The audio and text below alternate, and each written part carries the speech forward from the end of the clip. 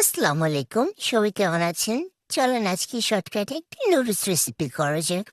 তো এখানে আমি প্রথমে ফুলকপি, পেঁয়াজ করে তারপর পেঁয়াজটাকে একটু তেলে হালকা ভাজা করে নিয়েছিলাম। এখানে এই যে পাশে দেখতে পাচ্ছেন আমি নুডলসগুলোকে প্যাকেট থেকে বের করে নিয়েছি। আমি নিয়েছি এখানে টুলুসের নুডলস। আপনারা চাইলে আপনাদের মন মতো নুডলস নিতে পারবেন।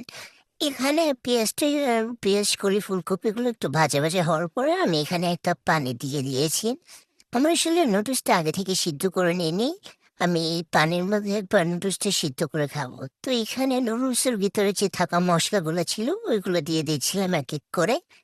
তারপর এইটা একটু নাড়াচাড়া নিয়ে নিলাম যেন পানির সাথে ভালোভাবে মশলাটা মিক্স হয়ে যায়। তারপর এই যে দেখতে পাচ্ছেন একটু নিয়ে নিয়েছি সস, কেচাপ সস। এই যে পানিটা আমার গরম হয়ে যাচ্ছে, পানিটা যখন আমার ভালোভাবে ফুটা শুরু হবে তখন আমি এটার মধ্যে দিয়ে দেবো আমার এই যে পাশে রাখা নুডলসগুলো। এই যে দেখতে পাচ্ছেন নুডলসগুলো দেওয়ার পরে দেখতে পারলাম যে আমার পানিটা একটু বেশি টেনে গিয়েছে।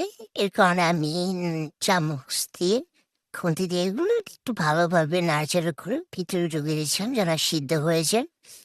তো এখানে আমি মরিচ দিতে ভুলে গিয়েছিলাম। এর জন্য আমি একটু লাল মরিচ উপরে থেকে গুঁড়ো মরিচ ওটা ছিটিয়ে দিয়েছিলাম। আপনারা চাইলে এখানে কাঁচামরিচ ইউজ করতে পারেন অথবা লাল মরিচ আপনাদের যেটা মন মর্জি।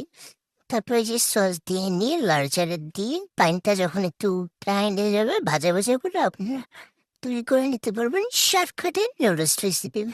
ভিডিওটি ভালো লাগলে অবশ্যই লাইক কমেন্ট করবেন। আল্লাহ হাফেজ।